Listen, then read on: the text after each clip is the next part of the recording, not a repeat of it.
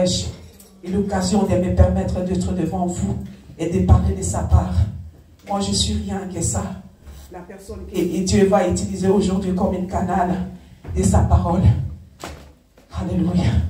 Alléluia, que Dieu vienne à notre secours. Que Dieu vienne nous aider ce matin. Et bien aimé, nous allons parler aujourd'hui de la part de l'Éternel. Comme j'aime dire que je ne suis pas pasteur. Je ne connais pas la Bible peut-être plus que vous autres. Je ne passe pas beaucoup de temps peut-être à lire la parole de Dieu plus que vous autres. Mais en ce matin, je suis une canal à laquelle que Dieu veut transférer quelque chose. Je suis la canal en quelque chose que je dois contribuer dans le royaume de Dieu. Avant que je donne les versets, ça sera dans le livre des Actes 9. Avant qu'on commence là, la prédication des dimanches passés, c'était efficace, mes bien-aimés. C'était une parole que Dieu avait donné une sémence et qu'en nous, Dieu a mis toujours quelque chose à nous. On ne doit pas être là à ne rien faire. C'est ce que je disais là. Je suis là pour participer en paix dans le royaume de Dieu. On a tous quelque chose à nous de Dieu. Dieu nous a envoyés sur terre avec une mission dans la vie de chacun de nous. Dieu a mis des dons, des talents en nous qui sont cachés. Il y a des moments que d'autres talents que ça doit révéler à nous. Que s'il y a quelqu'un qui nous pousse à faire quelque chose dans le royaume de Dieu. Mais bien aimé, j'encourage les frères, des sœurs, des enfants, des jeunes, des mamans, de faire quelque chose dans le royaume de Dieu. Il n'est jamais trop tard de servir l'Éternel. Il n'est jamais trop tard de s'élever pour témoigner de sa grandeur, de sa miracle. Simplement, votre témoignage peut édifier beaucoup de gens. Votre parcours de vie, ça peut élever quelqu'un qui était au pas zéro, au nul. Essayons de faire quelque chose dans le royaume de Dieu. Quand Dieu va venir, il va nous demander, comme il a demandé à ces autres personnes, je vous ai donné la vie, qu'est-ce que vous avez fait avec? Je vous ai donné les moyens d'arriver même en Europe, qu'est-ce que vous avez fait? On ne peut pas prendre cet argent et mettre à côté et dire que non. Quand Dieu viendra, je vais lui dire que non, je ne voulais pas consommer cette vie. On a quelque chose à nous. Et je veux demander aussi à l'Église, à nous les chrétiens, aidez-nous à aider ces gens-là qui ont quelque chose en eux de Dieu. Aidez-nous à pousser ces gens-là qui ont quelque chose à Dieu, aller plus loin qu'à la rabaisser en bas. Mais bien aimés, nous allons parler, nous allons aller dans les livres des Actes 9. Nous allons lire les 36 à 43. Que Dieu vienne à notre secours. Je vais demander à frère Amour qui va lire pour nous par le nom puissant de Jésus de Nazareth. Je lis la parole de Dieu. Il y avait à Jopé parmi les disciples une femme nommée Tabitha, ce qui signifie Dorcas. Elle faisait beaucoup de bonnes œuvres et d'aumônes. Elle tomba malade en ce temps-là et mourut. Après l'avoir lavée, on la déposa dans une chambre haute. Comme Lyde est près de Jopé, les disciples ayant appris que Pierre s'y trouvait envoyèrent 2 hommes vers lui pour le prier de venir chez eux sans tarder. Pierre se leva et partit avec ses hommes. Lorsqu'il fut arrivé, on le conduisit dans la chambre haute. Toutes les veuves l'entourèrent en pleurant et lui montrèrent les tuniques et les vêtements que faisait Dorcas pendant qu'elle était avec elle. Pierre fit sortir tout le monde, se mit à genoux et pria. Puis se tournant vers le corps, il dit, « Tabitha, lève-toi. » Elle ouvrit les yeux. Et ayant vu Pierre, elle s'assit. Il lui donna la main et la fit lever. Il appela ensuite les saints et les veuves et la leur présenta vivante. Cela fut connu de tout Jopé et beaucoup crurent au Seigneur. Pierre demeura quelque temps à Jopé chez un corroyeur nommé Simon. Amen. Amen, amen. Amen. Alléluia. C'est comme la continuité des messages du dimanche passé. Ici, nous allons lire, nous venons de lire un passage qui est très puissant. La Bible explique qu'il y avait à Joppa parmi les disciples. Parmi les disciples, il y avait une femme. Cette femme n'était pas les femmes comme toute autre femme. Cette femme, elle cherchait de faire quelque chose à l'Éternel. Mais bien aimé, c'est ce qu'on a dit, que dans nous, il y a toujours quelque chose à nous. Que Dieu ne nous a pas mis sur terre ici pour rien faire. Dieu a mis une mission à chacun de nous. Mais cette femme, c'était une femme qui avait consacré sa vie pour les autres. Cette femme, elle s'appelait Tabitha, ce qui signifie Dorcas. Mais bien aimé, Dorcas avait mis sa vie entre parenthèses. Parce que je n'ai pas vu dans la Bible, ici, on parlait de sa famille ou bien de ses enfants, son mari. Mais Tabitha avait mis sa vie pour sacrifier les autres, pour aider les autres. Mais bien aimé, il y a une lourde responsabilité quand tu prends ta vie entre parenthèses pour les autres. Entre guillemets, tu as les attaques de ces gens-là qui est avec toi. Nous pouvons voir dans la Bible l'histoire de cet jeune garçon qui était né aveugle. Cet jeune garçon qui était né aveugle, quand Jésus a ouvert ses yeux, Jésus a eu des problèmes. On parle de Jésus qui est le roi des rois. On parle de Jésus qui est le Fils unique de Dieu. Mais Jésus avait eu des problèmes avec tous les pharisiens qui étaient autour. Pourquoi tu as délivré cet enfant qui était aveugle de naissance? Ce n'est pas notre sujet d'aujourd'hui, mais c'est entre parenthèses. On a vu que Jésus avait, tous les pharisiens sont mis debout. Pourquoi tu as délivré cet enfant qui était aveugle de naissance? Mais bien aimé, quand tu prends la vie, quand tu aides les autres, tu as tous les attaques autour d'eux. Mais la femme d'Tabitha n'a pas regardé les conséquences qui pouvaient arriver. Elle n'a pas regardé les malheurs qui pouvaient les maudire, qui pouvaient les condamner, qui pouvaient les juger. Mais la Bible ne nous a pas expliqué que ce n'était pas une femme qui était sainte. C'était quelqu'un comme vous et moi. Mais on l'a appelé qu'elle était disciple de Jésus à cause de ses actes. À cause de ce qu'elle faisait, mes bien-aimés. La Bible nous explique que Tabitha faisait beaucoup du bien. Elle faisait beaucoup du bien. Dans les Grecs, là, on l'appelle elle était Godzilla. On l'a surnommée Godzilla. C'est quelqu'un qui courait, c'est un animal qui courait très vite. Elle courait très vite pour faire du mal, pour faire du bien, excusez-moi. Et ne regardez pas les conséquences. Nous pouvons voir l'histoire des bons samaritains. Cet monsieur était attaqué, était délaissé. Tout le monde le passait. Il n'y a personne qui avait pris la peine pour aider cet monsieur qui était par terre à cause de ne pas entrer dans les problèmes, d'avoir des problèmes avec les autres. Nous voyons Tabitha, Dorcas. C'est une femme forte. Une femme, elle a donné sa vie, elle a consacré. Elle aidait les veuves, les gens qui sont abandonnés dans les nations. Quand tu es veuve, tu es quelqu'un, peut-être on dit que c'est toi qui as tué ton mari. Il y a la famille de ton mari qui te voit comme tu es sorcière. Il y a des gens qui te ridiculisent. Il y a des gens qui t'insultent. Les femmes veuves, ce sont des femmes qui sont délaissées, qui souffrent en silence.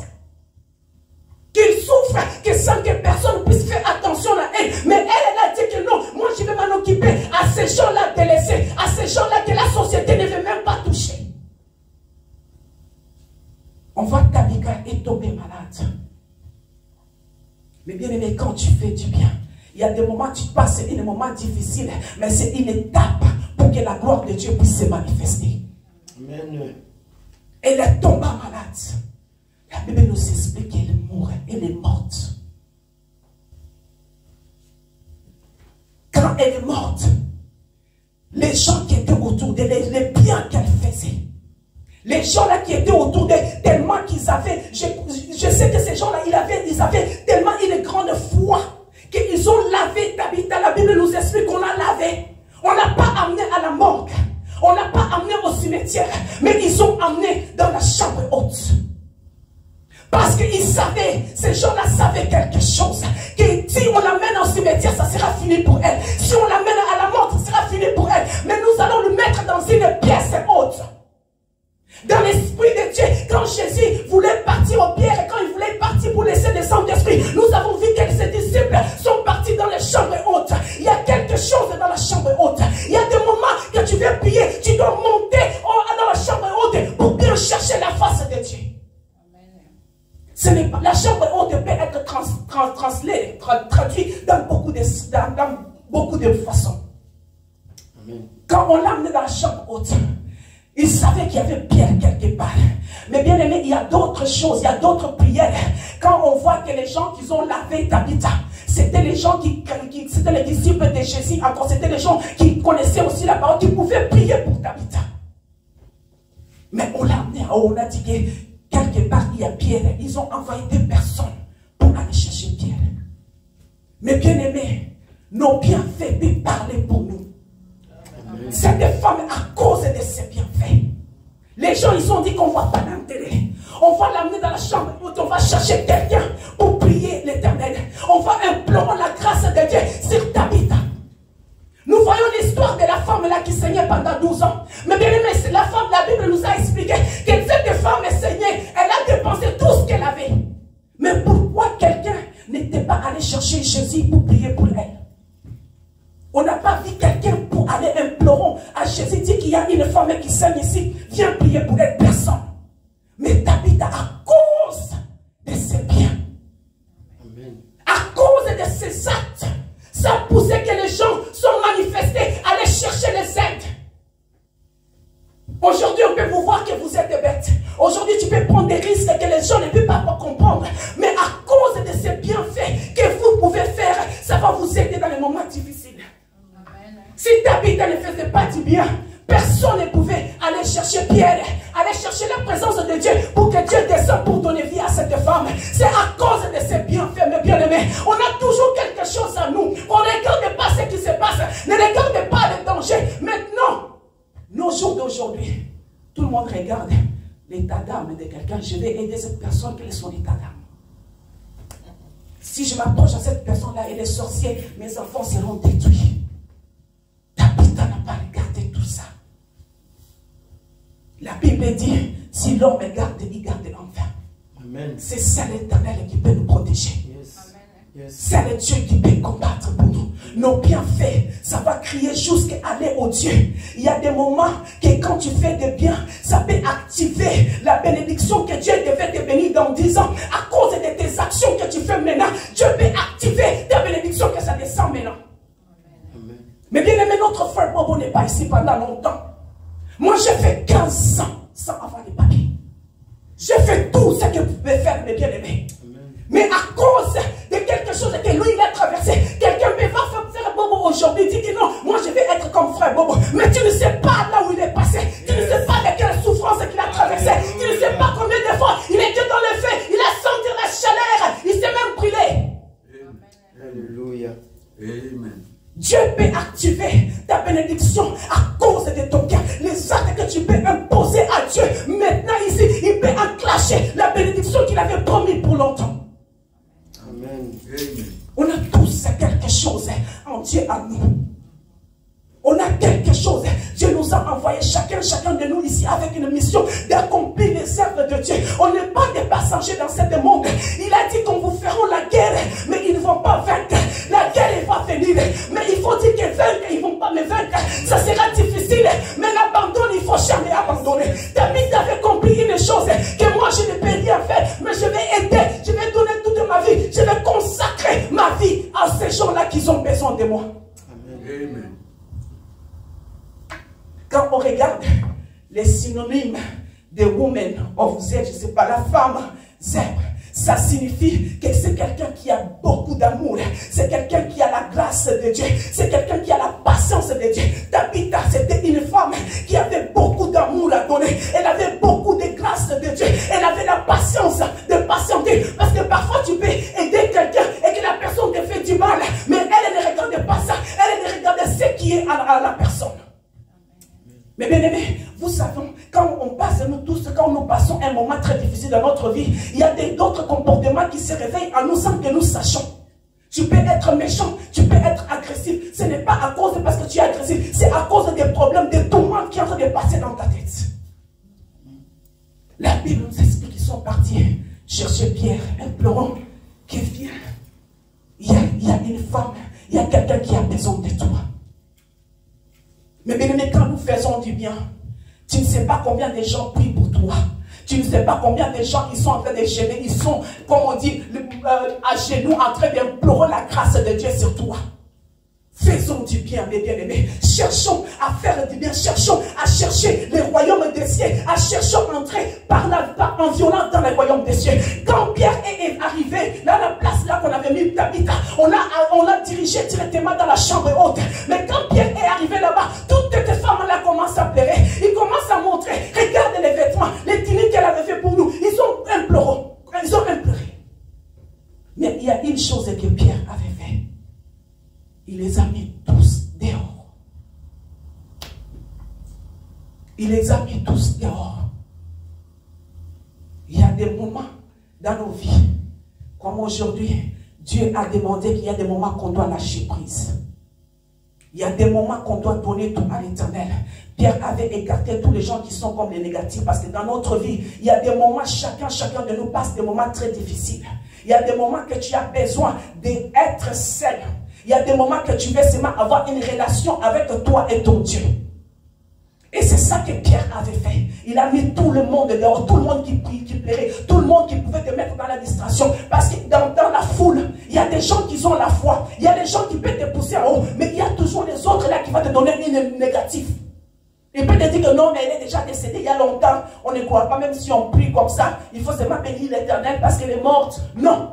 Pierre n'avait pas besoin d'entendre une personne qui peut être négative ou une personne qui peut pleurer. Et c'est que Pierre a dit, elle les a mis tous dehors, mes bien-aimés. Et Pierre est parti à genoux pour implorer la présence et la grâce de Dieu. Mais bien-aimés, j'aime bien quelque chose. Il y a de cela 3 ans que Dieu m'avait parlé d'une révélation avant que je perde mon frère aîné. J'étais en train de prier pour lui, mais je ne voyais rien. Et Dieu m'a parlé d'une chose. Il a dit qu'il y a la différence entre prier et parler à Dieu.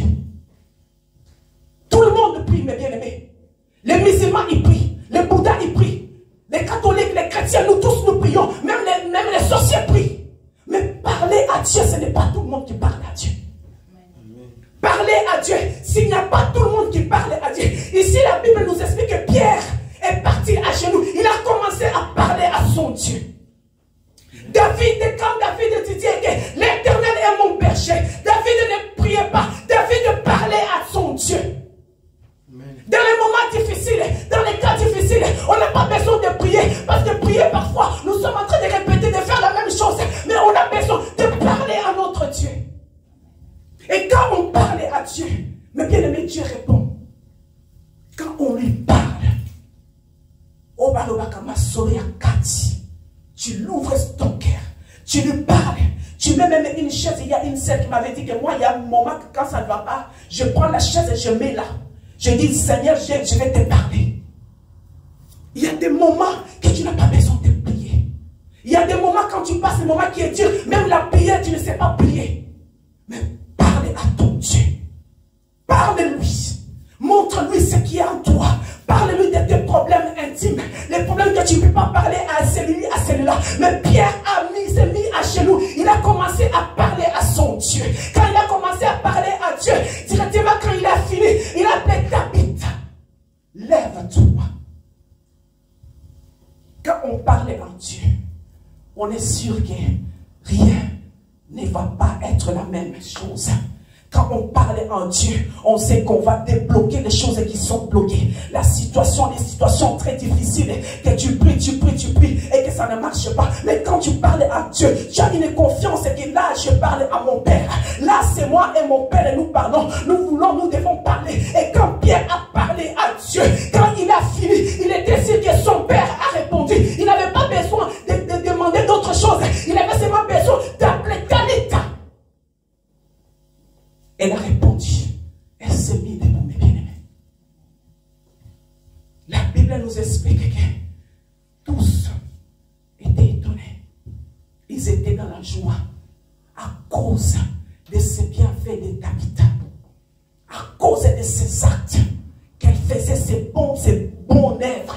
À cause de ça, ils pouvaient mourir. Combien de personnes ils sont morts à cause de leur mauvais cœur, à cause de la méchanceté, à cause de la haine, à cause de l'injustice. Tu mets au coup du royauté, à cause de tu ne fais pas du bien. Mais cette femme, à cause de ses bons œuvres, elle est revenue à la vie. Amen. Alléluia. Alléluia.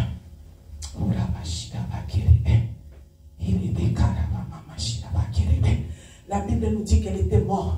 Il y a des moments, il y a des choses négatives comme la mort de Tabitha. C'était pour élever le nom de l'Éternel. C'était une chose positive qui devait venir. Parfois, nous passons dans nos vies une mort, pas mort physique. Une mort, ça peut être financièrement, ça peut être des mariages, ça peut être une mort de n'importe quelle façon. Mais quand tu traverses cette phase-là de mort, cette phase-là de négativité, crois, si tu parles à ton Dieu, il y a une chose de positive qui doit sortir de là.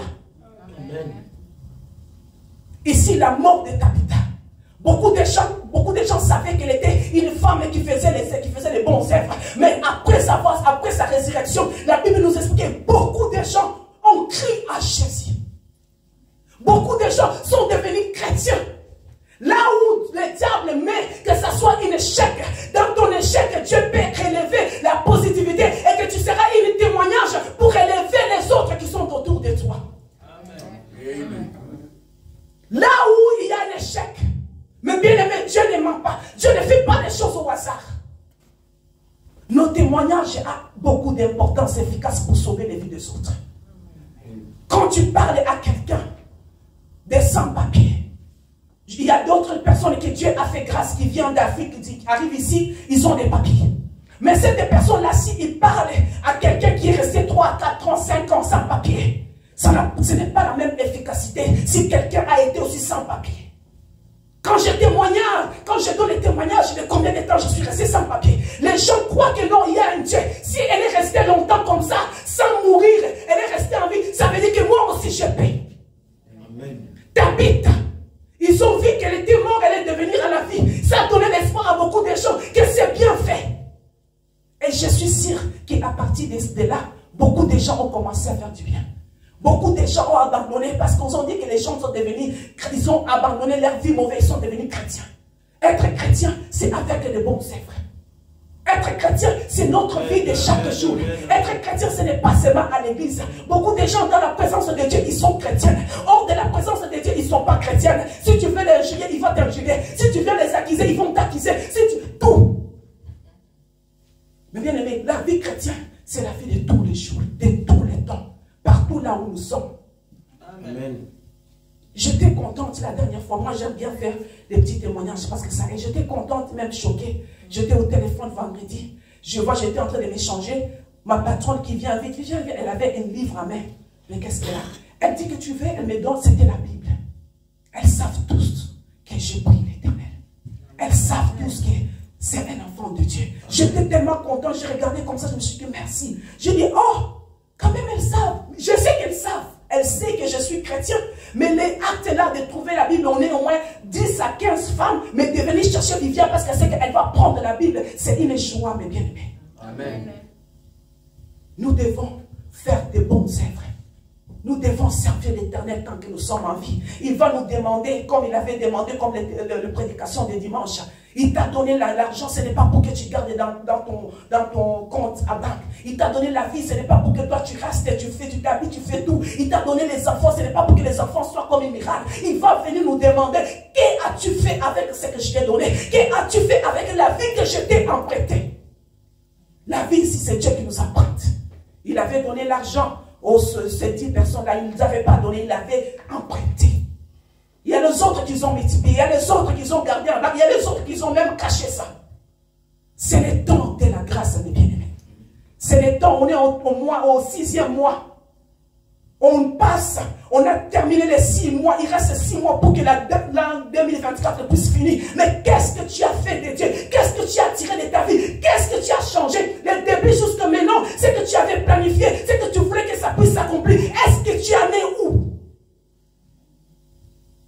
Il est très important de temps en temps qu'on puisse nous mettre nous-mêmes en question, de voir un peu les bilans. Ça fait 6 mois. Moi, j'ai travaillé comme un bookkeeper. Bookkeeper, c'est comme un comptable. La comptabilité, les bookkeepers, c'est très difficile, c'est un peu compliqué au début. Pour que tu puisses avoir une somme correcte, tu dois commencer le débit de 3e mois, tu dois commencer pour calculer tout, pour arriver à toi. Mais tu as 3 différents bouts livres, et dans 3 livres, ça doit toujours avoir les mêmes chiffres de nombre. Tu dois regarder ta vie. Parfois, c'est très important de prendre notre vie, de mettre là, de dire que non, je dois faire le bilan, je dois vérifier ce qui ne va pas, ce qui va et ce qui ne va pas. Est-ce que je fais les bons œuvres? Même si je ne prêche pas la parole, même si je ne traduis pas, même si je ne chante pas, qu'est-ce que je peux faire pour l'Éternel? Dieu nous payera, mes bien-aimés. Notre vie, ça ne nous appartient pas. C'est une prête que Dieu nous a emprunté. Que quand il va venir répondre, il doit demander où sont les intérêts. Qu'est-ce que tu as fait? Tu as fait quoi? Je t'ai amené à Charleroi. Pourquoi il ne t'a pas amené en Australie? Pourquoi il ne nous a pas amené en Australie ou bien en France? ou bien à Bruxelles, on est à Charleroi, c'est parce qu'il y a quelque chose qu'on doit faire dans cette vie. Yes. Il y a quelque chose que Dieu a planifié pour nous de faire. Et si tu ne fais pas, il va te demander, tu étais là, tu as fait quoi? Mettez-nous debout, mes bien-aimés.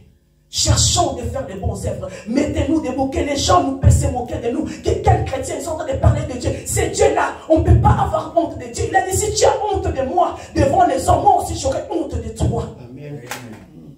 Cherchons de faire de bons œuvres. Cherchons de travailler pour Dieu. Que ça soit dans une façon, que ça soit dans une autre. Cherchons de publier la parole de Dieu. Qu'on puisse être des vrais témoins de Jésus. Quand il viendra, il a dit que non, oui, elle a péché, oui, elle n'a pas c'est mal s'est comportée. Mais elle a fait ça, elle a fait ça.